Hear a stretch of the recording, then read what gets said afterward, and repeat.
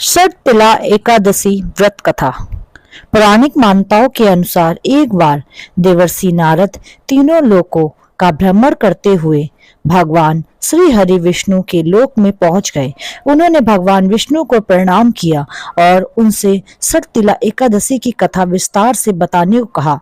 नारद जी के आग्रह पर श्री हरि विष्णु ने उनको षटतिला एकादशी की कथा सुनाना आरंभ किया।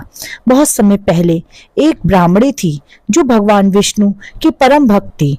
वह उनके सभी व्रतों को नियमों का पालन पूरा करती। एक बार उसने 1 माह तक उपवास और व्रत किया, जिससे उसका शरीर कमजोर हो गया। व्रत और उपवास के कारण उसका शरीर शुद्ध हो गया। तब भगवान ने सोचा कि इससे शरीर तो शुद्ध कर लिया है, जिससे इसकी विष्णु लोक प्राप्ति हो जाएगी, लेकिन उसकी तृप्ति नहीं हो पाएगी। उस ब्राह्मणी ने व्रत और उपवास के समय कभी भी किसी देवता या ब्राह्मण को अन्न या धन दान नहीं किया था। इस कारण से विष्णु लोक में भी उसे तृप्ति प्राप्त करना कठिन था। ऐसे में भगवान विष्णु ने सोचा कि क्यों ना वह स्वयं उनके दरवाजे पर भिक्षा के लिए जाएं। वो भिक्षा लेने के लिए जाते हैं। एक दिन उन्होंने ब्राह्मणी से भिक्षा मांगा तो उसने मिट्टी का एक पिंड दे दिया। भगवान विष्णु वहां से अपने धाम लौट आए। मृत्यु के बाद वह ब्राह्मणी विष्णु लोक पहुंची, जहां पर उसे एक आम का पेड़ और एक कुटिया मिली जो धन धान्य से रहित थी। वह खाली कुटिया देखकर चिंतित हो गई। तब उसने पूछा कि उसने सभी व्रत विधि विधान से किए, फिर भी उसे खाली कुटिया और आम का एक पेड़ क्यों मिला।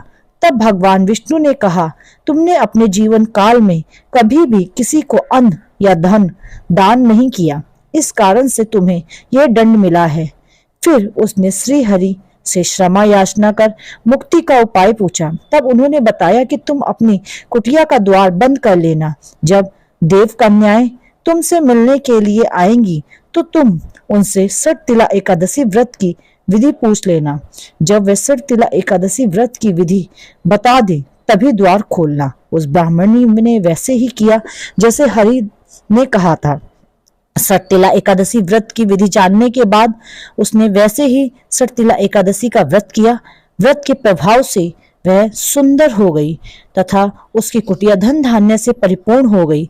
अतः सभी लोगों को षटतिला एकादशी का व्रत करना चाहिए। इस दिन तिल आदि का दान करें, जिससे दुर्भाग्य, दरिद्रता आदि दूर होगी और मोक्ष की प्राप्ति होगी।